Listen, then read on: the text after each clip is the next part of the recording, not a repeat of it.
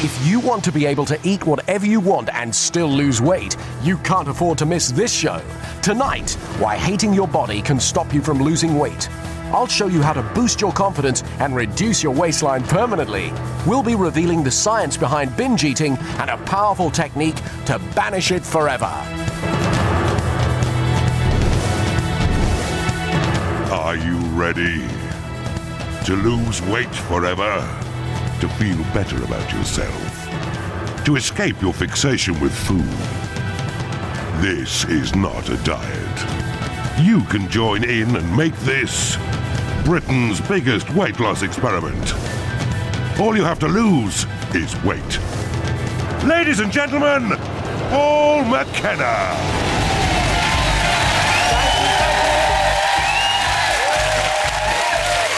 Who here wants to lose weight? Yeah! Who thinks they might have already lost some weight? Yeah! I know, because some of you have been naughty and have been weighing yourselves, haven't you? Who's been weighing themselves? Yes. Now, I know I said don't weigh yourself, but some of you were so tempted to because you wanted to see how well it was going. Who hasn't weighed themselves but has got a lot more room inside their clothes? Yes. Excellent.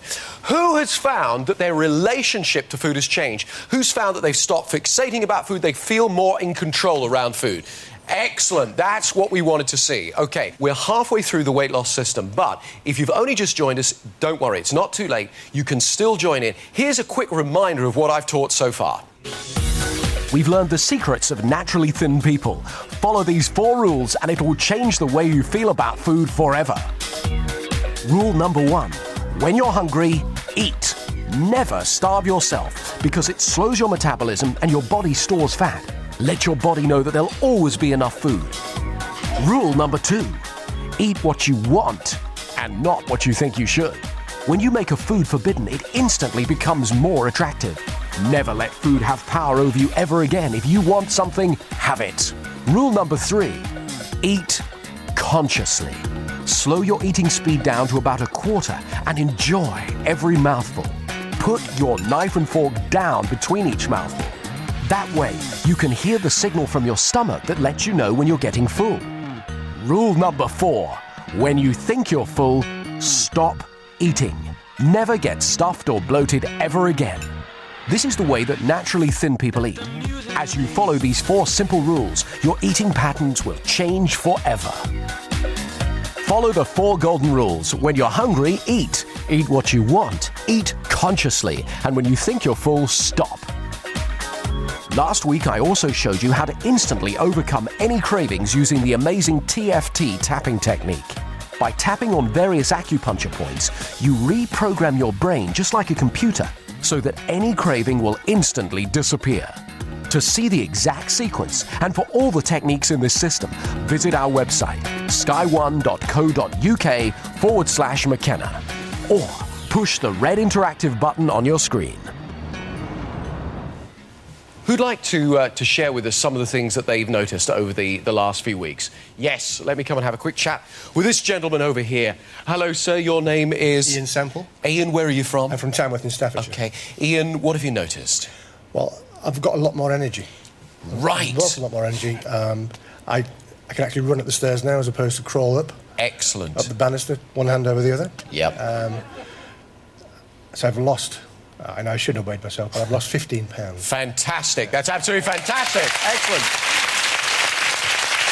Anybody else here also found they've got more energy? Show me. Who else has got more energy? Now, this will be for one very simple reason. When you're dieting, of course, you're starving yourself. Your body goes into starvation mode, survival mode, and you know how it is. You feel lethargic, mildly depressed. When you feed yourself or when you're hungry, of course, metabolism speeds up. Your body knows there isn't a famine on. There's always going to be enough food. So guess what? You have more energy. This is great. Anybody else want to share something with me? Yes. Yes, sir. Let me just come in here. Hi, what's your name? Andy from Peacehaven. Hi, Andy. What have you noticed? The big plus is the confidence. The confidence? The confidence. When I actually leave the house now, I just feel really, really extra special about myself. Really? Yeah. OK, what sort of things? I mean, have you noticed that? Well, when I wake up in the morning, I look in the mirror and I feel really good what I see now. Fantastic. That's before I couldn't even see myself in the mirror. Fantastic. Excellent. OK, excellent. OK, who else has got something they want to share with us? What sort of things have you noticed?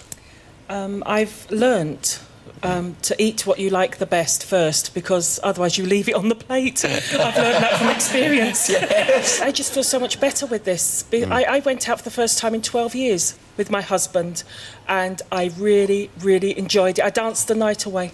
So you went out with him, and what do you think brought that about? Because I like me now. God, this is fantastic. I This is love all me now. very I good can look stuff. in the mirror and I can go, yes. Yes, this is Before, I fantastic. just used to cry and go for the biscuits. Fantastic. This is great stuff. Isn't that fantastic? Isn't it? Absolutely. Excellent. OK, who else has got something they want to share with us? Anybody? Yes. Hello. What have you noticed? I've noticed a lot of the food that I used to love, I don't like so much. OK. And a lot of the food that I didn't think I'd like, I actually like more. My taste buds have all changed. Your tastes have changed. You know, this is very common. People's preferences change because when you're consciously eating, you can actually taste the food. You see, before, if you were eating, say, a lot of fast food, you were getting high off the sugar and the salt. You were whacking it in fast. You couldn't really taste it. You were getting a hit from it. Suddenly, when you slow your eating speed, you get conscious. You go, oh, it doesn't quite taste so good. And then other things that perhaps you weren't actually stopping to enjoy, you now can really, really enjoy because you're consciously eating, yeah? Oh, definitely. Yeah. Fantastic. OK, some more. What about some more things? Yes, a lady here. Let me come round here. What sort of things have you noticed? Hi, what's your name? Hi, it's Janice from Ludlow in Shropshire. Hi, Janice. What have you noticed? I'm mentally more alert. I'm focusing more on my work. I'm able to concentrate more because I'm not thinking about where the next meal is. Fantastic. This is brilliant. Anybody else got something they want to share with us? Cool. Yes, hello. What's your name? Barbara. Barbara, where are you from? From Reading. From Reading, hi. Mine's about timing. Yep. I tend to find that if I was sitting at a table with guests around the table, I would feel, and I've cooked the meal, I would feel obliged to finish quickly in order to serve up the next course. Yes. And so if you have somebody who's quite a quick eater at the table, I would still go quite quickly. I wouldn't like to have the indulgence of time to be able to enjoy that meal at the pace that I should be enjoying it. OK, now, this is an interesting question. Are there other people in the world who have people around for dinner who are thin? Yes. And, OK, so it is possible, isn't it? But it might be that I'm more polite than they are. Yeah, or it could be that, or it could just be that's the story you're telling yourself. Absolutely. Yeah, OK. So what I want you to do is be prepared to be a little bit rude, if you like. Can you do that? I certainly can. Thank you very much. Thank you. That's excellent. Very, very good one. OK. We've had you... What about... I need a gentleman. Yes, sir. Hello. Hi there. What's your name? Paul. Tell me a little bit about what you've discovered. What I've found is that I'm using the tapping method that you did before. Yeah. I've actually stopped smoking. I've not had a cigarette for a week now. And God, that's I've not fantastic. even sort of thought about it. I did, first of all. I've had a couple who really wanted some. But then I've used the tapping method. And it's just literally, it's just gone. I don't even want to have a cigarette at all. That is fantastic. Well, that is what it's designed for. What a brilliant success. OK, so when we were actually coming up with the title for this show, we researched lots of different words, and we found that words like slim and trim and fit were all words that people liked. But the one word that everybody felt was really powerful and applied to them was the word thin. That's what people want. They said, I want to be thin. And when we asked them, why do you want to be thin? They said, because I believe it will make me happy. Now, if we called this show Paul McKenna Will Make You Happy, I don't think we'd have so many people watching. I don't think so many of you would have bothered showing up. Isn't that interesting? Yeah? Because I know you want to be thin, but I want to make you happy. Well, I'm quite happy to do my best to make you thin. In fact, I think I can make you thin. But if all I did was make you thin and you weren't any happier, where would the freedom in that be? Yeah? Anybody here think that suddenly, when you're thin, all your problems are just going to go away? Yeah? Do you think that there's a lot of thin people in the world who are not happy as well? Yeah? I think it's absolutely essential that as well as getting thinner, you get happy at the same time. The essential difference between my system and diets is that what makes the weight loss permanent is that my system will change you from the inside, make you think like a thin person, and boost your confidence. There'll be times when what you've learned so far isn't enough. I'm talking about times when you have a bit of a slip or when you binge. Now, unlike diets, this doesn't mean that it's all over, because tonight I'm going to teach you how to take back control. Who here thinks that their weight has affected their confidence? Anybody think that? Okay. Okay, because low self-esteem is an issue for people that are overweight.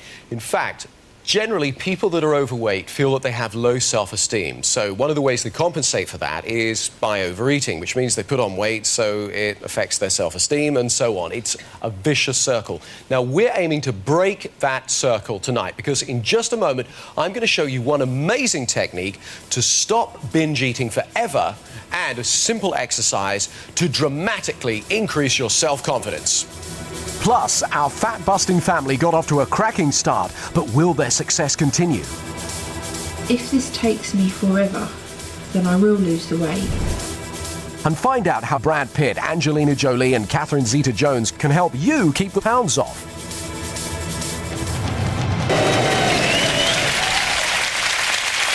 Now, if I told you that I had a simple technique that meant that you'd never binge again, how many of you would be interested in learning that? Yes? Now, I know quite a few of you like the tapping technique. Who like the tapping technique? Yeah. OK. Well, there's still a few of you I know that are anxious around food. And if you binge, let me just tell you something. As far as I'm concerned, it's not your fault. It's not. It's the fault of your programming, the way your computer, your brain works, yeah? You weren't born a binger, yeah? It was something you learned to do. If you learned it, you can unlearn it. Anybody like to tell me a binging story? Oh, hang on, there's one over here. 1 minute, let me just go over here. Hello, madam. Hello. What is your name? My name's Nikki. Nikki, where are you from? From Kent. Nikki from Kent. Now, tell me about one of your biggest binges. Basically, I'd been to one of these diet clubs. Yeah. Put on a couple of pounds, and I thought, that's it, I've got to get rid of everything in the cupboards. Yeah. So I ate them. I ate the Terry's chocolate oranges, the Twiglets, the crisps, bread, and just in case you were tempted to eat it, you I thought I'd eat it rather than throw it away. Store it inside your body, that's it. Yes, OK. Anybody else done a sort of secret binge? You know, like late at night, do they have a secret stash or something? So, yes, let me just shoot over here for a minute. Hello, sir, hi. Hi. What's your name? My name's Bill from East London. East London. Tell us about your binging. 2 o'clock in the morning. All right, yeah. Frozen gatto that's not quite soft yet. You know, that lovely, gooey, chocolatey one. 2 o'clock is prime binge time, really, isn't it, for many of you? Creep down to the kitchen. Yeah. Open the kitchen door. Yeah. Have the whole lot on your plate. Oh, lovely. Unfortunately, light came on. Wife came down. I'm stark naked. She's caught me. Anybody else had anything else like that happen to them? No, none of you. A stark naked binge. Let me come and talk to this lady in the middle. Can I just come past you, and thank you very much. Hello, what's your name? Emma from Southampton. Hi, Emma. So tell us of your binging. I've never been comfortable eating in front of people that I didn't know. So on this particular occasion, I started a new job and I had a new boyfriend. And I was going out for dinner with him and some of my new work colleagues. So I thought I'd have a little bit to eat before I went out, so I didn't look ravenous when I was at the restaurant. And I also thought I'd have a little drink in the house before I went out, so I didn't look like an alcoholic. Of course. That's good prepared, yes. So I ended up finishing off a bottle of white wine and about 3 meals worth of food from my fridge, got out, had a nibble to eat in the restaurant and went to sleep at the table.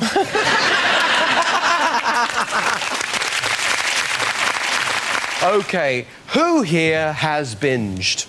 Yes, and who's prepared to forgive themselves? Excellent. There's a scientific reason why you have a need to binge eat. Take a look at this. According to a recent survey, up to 43% of us use food to alter our mood on a daily basis. A bad day at work, a boring meeting, a row with your partner. Uncomfortable emotions can find us battling the biscuit tin or stuffing down donuts. It's a learned response, but there is a way you can change it. Emotional eating is when people try to get rid of bad feelings by doing something quick that makes them feel good. So rather than have good relationships, they eat a piece of cake. Rather than, kicking their bad boyfriend out, they have a box of chocolate. According to the experts, our relationship with food starts when we're babies. Have we been conditioned to do it from an early age? Absolutely. It's the very first thing that I think people do with babies is they don't know how to communicate with them.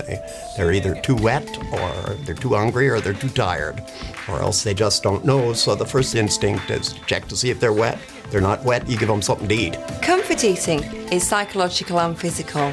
People eat the kinds of food that's given them comfort psychologically in the past. You may give a child a chocolate bar as a treat when they're a child, or a glass of pop as a treat on a Sunday. Now actually what that does is it reinforces that behaviour. But comfort eating is not only learned from childhood, it's also affected by chemicals in the brain, in particular the happy neurotransmitter serotonin. And food and mood are connected in a very complex way. Serotonin is particularly used within the limbic region of the brain, and this is a region of the brain to do with emotions, but also regulates our sleep, our sex lives, our libido, our appetite, and so you can see why these things are so closely linked together. So what that means is, if your brain chemicals are all over the place, then so are your emotions. To begin with, when people are comfort eating, usually it doesn't start with a feeling of comfort, it starts with a feeling, some anxiety feeling. So learning to shift the feeling of anxiety to some other feeling is going to make it so you don't think about eating so much. And that's going to depend upon whether the person is lonely or frustrated or depressed or just generally anxious. Dr. Richard Bandler has invented an amazing technique that changes the emotional response to food by imagining our feelings spinning in a different direction. Anxiety feels like a knot, but it's really rotating in one direction. So if you get people to rotate it bigger and stronger, it becomes intensified. If you slow it down, or if you dislike it, reverse it, spin it in the other direction, it has a tendency to produce a different set of chemicals in the body. And these affect the neural networks in the brain, so that basically people can feel differently and behave differently. And we know that our brain chemicals and our emotions are linked together, and both affect our appetite. Eating is a learned behaviour, and like any other behaviours, it can easily be changed. And when someone does change their behaviour to do with eating, this can have other effects, positive effects, on their everyday life. The spinning technique helps people because it gives them an example of where they can get control where they never thought they could. So it turns their hopelessness into something where they go, well, if I can do this, then I can do the rest of it. Now, Richard's technique is absolutely fantastic for changing any feelings. Particularly, he developed this for fear, for helping people turn fear around. And when any of us think about fear, usually it starts here in our tummy. You know, people often say, I've got a knot in my stomach or my stomach's churning. Think about something that's quite frightening, just for a moment, yeah? Where does the feeling start? Just point to it, just show me, yeah? Yeah, for most people it is here. What happens? Does the feeling move up or does it move out to the surface of the skin? Just show me. Where's the general direction of the fear? Everybody, just show me. Yeah, absolutely. It's very easy to notice with fear. Now, once we notice the direction a feeling moves in, we can begin to imagine moving it in the opposite direction and reduce it and even negate it.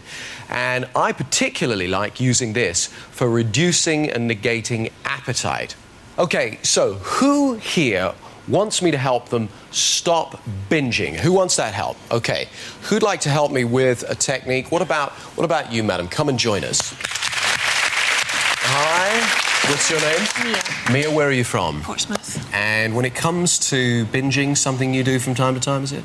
Yeah? Yeah. What is your particular food of choice for binging? Chocolate gâteau. Chocolate gâteau. Okay, so what I'd like you to do is put your attention in your body for a moment. So move it out of your head and be in your tummy, in your body. Imagine I had a big chocolate gâteau here, yes? You can imagine. Yeah, there you go. Okay.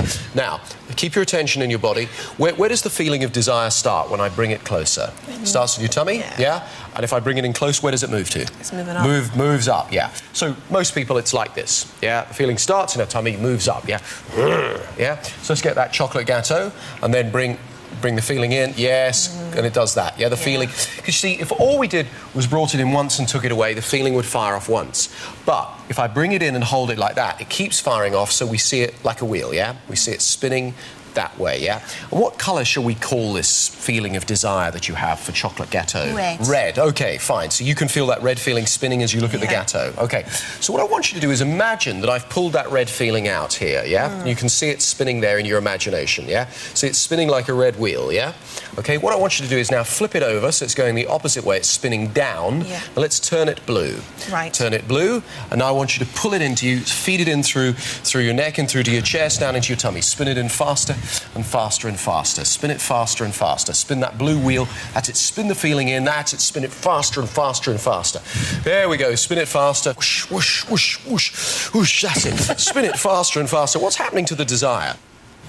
It's gone. Yeah, that's it. Spin the blue, but now bring in a lovely big gâteau. Spin the blue, spin the blue, spin the blue. That's it. Spin it faster and faster. Yeah, what's happening? You've got a blue feeling spinning, but look at the gâteau. Have you got desire going for the blue? Oh. No desire. That's it. That's it. Spin it faster and faster. That's it. The feeling is gone. Oh, thank God for that. It's like exhausting sex, isn't it? Let me know when you're ready to go again. Okay. Isn't that interesting? We used the power of our imagination and bam, took away a feeling of desire just like that. Pretty powerful, huh? Yeah, very. Yeah. Now, this is the really cool part. What we're going to do now is we are going to reprogram your mind through that visualization process. So, bring in a gâteau, get the feeling, the red feeling going again. You got the desire going? Yeah, there you go. Ooh, there you go. Let's pull it out. Nice red spin, flip it over. Make it go blue, pull the blue in. Put it in through your neck and all the way down into your chest and tummy. There we go. Fast, fast, fast. Spin that blue. Spin that blue really fast. That's it. Good. Keep spinning the blue. Okay, look at a gâteau. Have you got any desire going for the gâteau? Okay, spin the blue. Now, close your eyes and imagine everywhere where you would normally comfort eat, anytime you would ever binge, and spin that blue and go into all of those situations and imagine being in all of those situations without comfort eating, without binging. There you go. And I tell you what, spin that blue and take it into every mealtime as well. Let's reset all of the ways you relate to food. Spin that blue. There you go. Keep spinning it. Take it into all the places where you would normally eat. That's it. Take it into every mealtime for the next 7 days. Spin that blue feeling. And then when you've done that, open your eyes, come on back out. Now, when you think about being in those situations where you'd normally binge, and you imagine being there and not binging, what's it like? Nice. Nice. Yeah. Feeling control? Yes. Thank you very much. Okay, thank you. We are going to do this process now. You can join in at home as well. What I would like you to do is to think about, first of all, put your attention in your tummy and be in your body rather than up here in your head. And then think about a food that you really, really like, the kind of thing that you like to binge on, something that you use for comfort food, yeah? And as soon as you think about that, nice big plate of that, I want you to notice where the feeling starts and where it moves to. It will almost certainly start here in your tummy and move up, yeah? Show me. Everybody here in the audience, just show me, yeah? Show me where the feeling starts, where it moves to. Bring the food in. There you go. Show me. Where does it start? Where does it move to? There you go. Now, there are 1 or 2 people who, as we are doing this, are thinking, oh, for God's sake, I mean, this is absolute. You are the ones who most need to do this. Now, what I want you to do is pull that feeling out and show me it spinning in front of you. Show me it. That's it. Like a wheel. There you go. Show me it. Now, I want you to flip the wheel over so it's spinning the other way, spinning down instead of up, and change the colour of it. There you go. And now I want you to pull that wheel into you, that feeling into you, and spin it inside you in the opposite direction. Spin it now. That's it. Close your eyes and spin it now and feel it moving down through your throat, into your chest, into all the way down into your tummy. That's it. Spin it wider and faster. There we go. If you're doing this at home, spin it faster and wider and stronger. That's it. Spinning it inside you, spinning it in the opposite direction. There we go. As soon as the feeling of desire has negated, stop, open your eyes, come on, back out. Now, this is what we're going to do next, is we're going to take that lack of desire into the environments where normally you would feel it. So, what I want you to do is think about the thing you desire. Yes. Show me where the feeling of desire starts and where it moves to. Show me the spin, everybody. Show me where it starts, where it moves to. There you go. That's it. Good. Now, take the feeling out. Keep it spinning. Flip it over. That's it. So it's upside down. It's turning the other way around. Change the colour of it. Pull it into you and spin it in the opposite direction. Do that. Spin it until the feeling of desire has disappeared. And at that moment, I want you to imagine being in all the different situations where normally you would comfort eat. That's it. Good. That's it. You are retraining your brain. You're spinning the feeling in the opposite direction. There's no desire going on. That's it. Fantastic. As soon as you've done that and you've negated the desire in those situations that you want to, then just stop doing that. Open your eyes. Come on, back out. Okay, so who now, when they think about situations where they would normally comfort eat or binge, finds that there's no desire? Show me. Fantastic. The Crisfords are our fat-busting family. They're a bit ahead of you in this process. This week, they've been practicing the spinning technique. Let's see how they got on. Last week, we looked at the family's cravings and emotional hunger, and things seem to be improving. Now we're several weeks in, and I'm hoping that by now they've seen some real results. I feel a whole lot more confident in wearing just clothes in general. I mean, some of the T-shirts that I've got, I never wore because they were starting to ride up my belly, but now they're starting to come back down again. My clothes are fitting better. Things that I would wear before but felt like I'd been put into with an icing bag, like a piping bag. Now I can wear quite comfortably. The last time these jeans fitted me properly would have been about a year ago.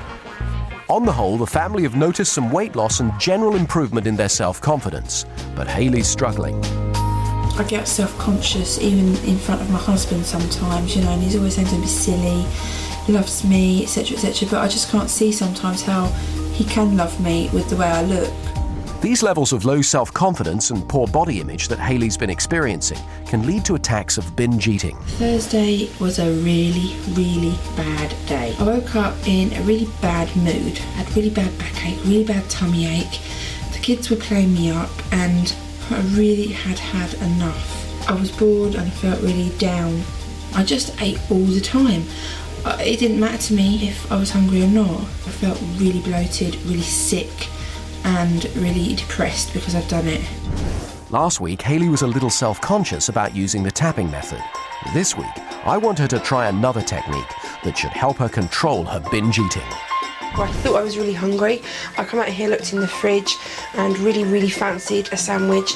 And then I decided I needed to find out if I was actually hungry or not. You spin this wheel and it goes round and round and round and round and round, and then you slowly start to stop it and spin it backwards, pushing the hunger back down. That is a good technique. That does sort of drive away your anxieties about wanting to just grab anything that's in the fridge as you go past. Specific occasions where I use a spinning technique would be at work. I've got my lunch at work and I want it. The vending machine's out the back, I want something from it, so yeah, I would use it at work. The techniques seem to be working for everyone, which will also have a positive effect on their confidence and energy levels. I feel good about myself the way I am now, even though I know there's going to be changes and that I am going to get a lot smaller. Feeling good about myself now is a real major point. I found that I've been quite motivated. A couple of times I have actually felt like going out and exercising. I'm a lot more active at work than I was, so I would spend a lot of time sitting down at work, whereas now I'm not. I'm spending a lot of time on my feet. I suppose really the self-confidence has upped slightly because I wouldn't have gone out up to the gym where all these thin people were, and I think they'd all be talking about me, whereas now it's just I've made new friends and they don't worry about what I look like. The Crisfords are now over halfway through the programme and are going from strength to strength. Next time we see them, it'll be for their final weigh-in, and we'll find out just how successful they've been. And the Crisfords are here with us. Tell me, how's it going? The whole self-doubt and not believing in myself has completely changed. How about you? How are you doing? Your clothes, are they a bit looser? Yeah, I've moved down into my alternate set of clothes. Stuff that you put away and think, oh, I'll get back into that one day. Okay. And I am actually wearing some of it, so it was a good idea. Fantastic. Now, what about Hayley? Because you weren't so sure about the tapping, were you? And one of the great things with this approach is there are lots of different techniques you can use. So if you find that you don't like one, then there's usually another. What about the spinning? How's the spinning work for you? The spinning really works for me. Yeah. It really does work. I didn't find the tapping helps me at all. Right. But as soon as I feel like I need something, I spin it. I spin it, and I decide whether I really actually want it. Yeah. And when I spin it back down, it actually turns out I didn't want it in the first place. Yeah. When I do actually want it, it stays there and then I have it. Excellent. When you're genuinely hungry, the desire will not disappear. Ultimately, it'll come back. But if it was just that you wanted to change the way you feel, bingo, then it goes, yeah? It goes, it just disappears. Fantastic. Thank you very much. Ladies and gentlemen, the Crisfords. As I explained earlier, when we feel bad about ourselves, when we have low self-esteem, makes us want to eat. When we overeat, of course, gives us low self-esteem. And so the vicious circle continues. In a moment, I'll be showing you a technique that makes you feel so good about yourself, the urge to overeat will simply disappear. Plus, does your self-image affect your waistline? We reveal the startling results of our street experiment and discover exactly what Brad Pitt, Angelina Jolie and Catherine Zeta-Jones can do for you. Thank you very much. Welcome back. Do you there was a famous plastic surgeon in the 1960s, a guy called Maxwell Maltz, and Dr. Maltz would do plastic surgery with people, and pretty much after each bit of surgery, he would find that his clients had a rise in self-esteem. However, there was a small proportion of clients that didn't matter how dramatic the surgery was on them, they didn't get any rise in self-esteem, and he concluded that they were scarred on the inside. In other words, their self-image was a negative one. Now, I know that if you're overweight, the chances are that you also have, to some extent, a negative self-image. We want to change that. When you change the way that you think about yourself on the inside, the world changes, yes? It's like one big self-fulfilling prophecy. If you think of yourself as a capable person, guess what? You are a much more capable person. A positive self-image is crucial for long-term happiness, but it's also what makes you keep the weight off long-term. However, it's amazing just how harsh on ourselves we are. Body image is how we think and feel about our bodies, and it seems that very few of us are truly happy with the way we look in the mirror. Recent research found that we judge our own bodies far more harshly than we do other people's, so we really are our own worst critics. People form an image of themselves from quite a young age. They form it from how friends talk about them, how they're treated by their family and by their peers. If you're not happy with every aspect of your body, you're not alone. I don't like anything about me, actually. I really do criticise myself. All the time. Everyone does, don't they? Maybe occasionally. No, I just don't look in the mirror. I think we're all too overcritical of ourselves. Too fat, too old, too short. God, I'm ugly. Lines on my face. Yeah, my bum is quite big in comparison to me. I'm too old and too tired. Quite happy with myself, actually. I'm a little bit fat. I don't like my tummy. Probably stomach reasons. Tubby around the middle area. Got a bit of a belly. Size of my legs, I suppose. Oh, my arms. There's no part of my body I'd like to exchange. I would like to change my size. Longer legs. I'd like to be taller. Everything. Maybe my nose. My nose. Smaller thighs. My legs. My legs. And maybe bigger breasts. Probably my boobs. Probably my legs and bum. I would like to change my backside. I hate my bum. I'm being quite honest. So where do people rate themselves on our scale? About 2 or 3. 2 on the ugly side? On the beautiful side, obviously, yeah. I don't think I'm ugly, so... Oh, 3. 2 on the positive side. +5. I'd put myself to about number 3. I'm more of a plus than a negative, I think. A -3. I'd say +5. +5. -1 or 2, something like that. -4. In our street experiment, we found that a massive 80% of people rated themselves lower than a 5 out of 10. It seems that whether you're fat or thin, short or tall, nearly everyone has issues with their body image. Okay, so pretty much everybody criticises themselves. In fact, I've noticed that most people do it as part of some daily ritual. Start the day by looking in the mirror, giving yourself a bloody good slagging off, and then going off out for the day, yes? Spending the rest of the day trying to compensate. You know, all those small criticisms, they add up, yeah? So who'd like to have a rise in self-esteem? Who'd like to help me with this demonstration? You, madam. Yes, you. That's right. Come and join me, please. Let's give her a nice big round of applause.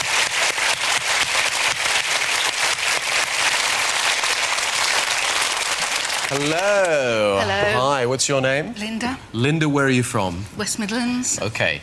You give yourself a tough time when you look in the mirror? Yes, very. Are you a little bit nervous? Because guess what I have here? Oh, my God. Yes, I know. But how would you like to feel better when you look in the mirror in future? It'd be nice. It'd be nice. Okay. Now, Linda, in just a moment, I'm going to ask you to take us into your objective world of criticism when you look in the mirror, because I've noticed that everybody makes certain observations about themselves, and they usually do it in a sequence. Their eye goes to a particular place, you make a criticism, then it moves somewhere else, another criticism, and so on, yeah? Okay, so here we go. Look in the mirror. Tell me out loud, what do you see? Oh, God. What do you see? Fat. Ugly. Yep. Obese. I can see my stomach, my belly, my legs, the thickness of them, they're just the fat all around my face and my neck and my arms. That'll do. Okay, so if we were to put you on a perceptionometer, something we've got here, one side is ugly, 10 is the most ugly anyone could possibly be. The other side is beauty. 10's the most beautiful. Where are you? Oh, definitely the ugly. Definitely in the ugly. And what number would you be right now? 8, 9. You'd be an 8 or 9 on the ugly side. By the way, when you do that, do you start the day on a big up? You go, oh, look, I look so fat and ugly and obese. Does that start your day on a positive note? No. No. OK. Now, if you are going to talk nonsense like that to yourself, I don't think you should be able to take it seriously. What I want you to do in just a moment is to look at yourself, and I am going to say a sentence at a time, and as soon as I've done it, you repeat it inside your head in exactly the same tone of voice. I'm obese. I have a fat stomach. Look at my fat belly. Look at my fat legs. That makes my fat neck. OK, stop. Now, when you talk to yourself like that, what's the difference? It makes it more funny. It makes it more funny. The next time you go to say fat, ugly, obese, all of that, I want you to hear it like that. Now, we want to move to a place of greater self-acceptance. Doesn't mean you don't want to change. You can lose weight, but you've got to accept this is where you're at now. Yes? Is that cool? OK. I once again repeat this inside your mind in exactly the tone of voice I use. Ready? Look at yourself. I accept my face. I accept my neck. I accept my stomach. I accept my belly. I accept my legs. I accept myself. Stop. Ooh, something different's happened to you. Anybody notice it? Yeah? Suddenly there's not this tension going on. You're much more relaxed. Let's just have a little look on the perceptionometer. Have we shifted somewhere? Are we less ugly than we thought a few minutes ago? A 3. A 3. Nice. Let's move it to a 3. Ooh, we're getting somewhere now, eh? OK. Let's borrow from the beauty of somebody else, shall we? Who's a particularly beautiful person, sort of iconically beautiful? Michelle Pfeiffer. Michelle Pfeiffer. I'd like you to imagine Michelle Pfeiffer standing here, yeah? Yeah? Close your eyes and step into Michelle Pfeiffer. Take a physical step forward. Now, how does Michelle Pfeiffer feel on the inside? She feels good about herself. She feels good about herself. What does she say? What does her internal dialogue say? She likes the way she looks. Where does she feel that feeling of confidence strongest in her body? Up here, Up here, in the yeah? head and the shoulders. Yeah, give it a colour, move it up to the top of your head, move that colour down to the tip of your toes. Double the brightness, double it again. OK, now, staying within Michelle Pfeiffer's perspective, I want you to open your eyes and just look into your eyes. Just look into your eyes now. Hold that posture. That's it. Good. Hold it. Ooh, that's different. Nice. OK, now, where have we just shifted to on the perceptionometer? Have we gone into beauty yet? A 1. You're at a 1 on the beauty. It's moving in the right direction. I'd like you to remember a time that somebody paid you a compliment. Now, it can be this kind of thing. Now, the sort of thing I like is this. Something like, oh, my friend thinks you look hot. And you have a sort of cheeky walk for about half an hour, yeah? That sort of thing. So what I want you to do is close your eyes and return to that time right now. Are you back there now, reliving it like it's happening all over again? Tell me if you are. Just give me a nod. That's yes. it. Yeah, good. Open your eyes, look at yourself in the mirror and replay that compliment. There you go. Anybody see the difference? Yeah, absolutely. OK, now, on the perceptionometer, where are we now? Are we in the beauty at all?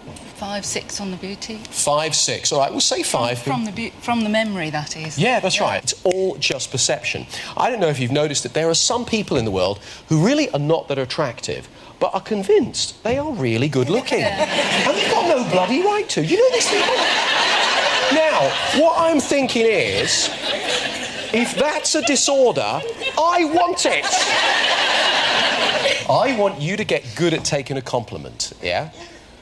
Yeah? OK. I'd like you to close your eyes and imagine standing in front of you is somebody who you know loves and respects you. I don't know if it's your husband, I don't know if it's your kids.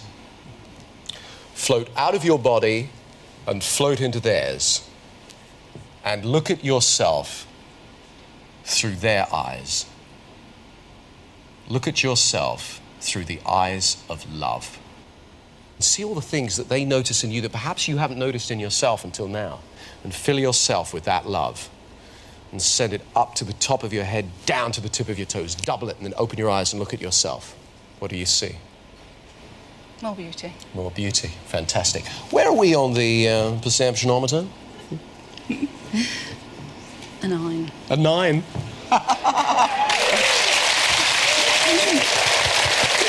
Fantastic.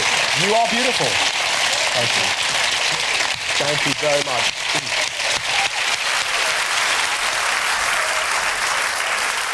Okay, the neat thing is we want to catch ourselves from going into the old, automatic, abusive kind of stuff first thing in the morning, saying horrible things to ourselves, yeah? If we find ourselves doing that,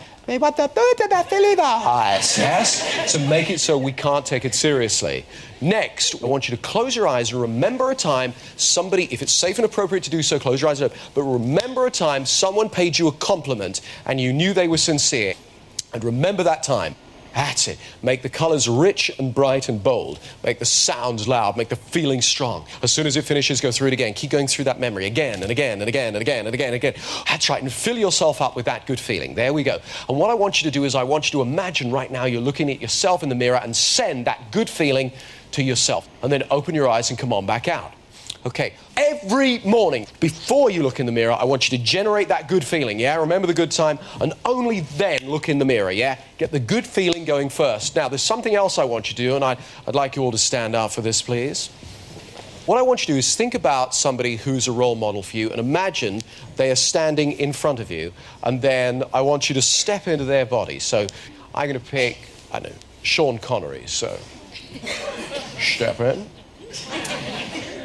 Yeah. Okay? And I want you to copy their posture. Copy the posture. Copy the posture. Here you go. Hello, who are you?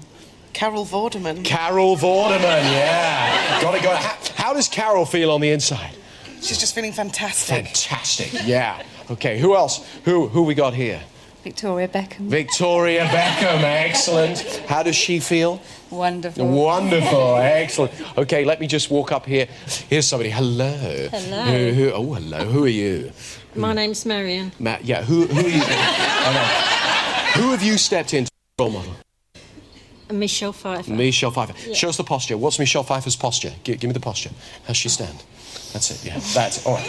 That's a little bit more Sam Fox. No, close your eyes and imagine you stepped into Michelle Pfeiffer. That's it. Eyes closed, step into the posture. There we go. Good. Okay, good. Let me just have a little look over here.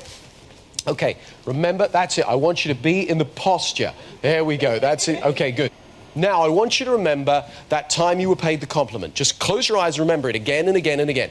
As soon as you get the body posture really good, the feelings start to come. You start to get the confident feelings as well. What I want you to do is remember that time you were paid the compliment, and then every morning, whenever you look in the mirror, copy this posture, remember the compliment, and only then look at yourself in the mirror, yeah? Constantly associate good memories and good postures to yourself whenever you look in the mirror.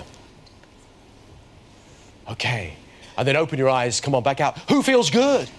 Yes! Give yourselves a round of applause. Have yourself a seat back down. Thank you very much. Okay, to lose weight and keep it off permanently, you need to do all of the system. Next week, I'm going to show you how to speed up metabolism, how to get totally motivated to take exercise, and we'll find out the results of our mass weigh-in. Remember, 3 weeks ago, you guys weighed in at 3,290 stone. Is that going to change? Find out next week. Some of the techniques are wacky, but I think sometimes wacky works. During the mirror technique, I didn't feel for myself that my own self-image improved. I felt that I went up from a -6, probably to +2 or 3. I can't wait for the next show. I'm looking forward to that immensely. Hopefully this is going to be the first day of the rest of my life.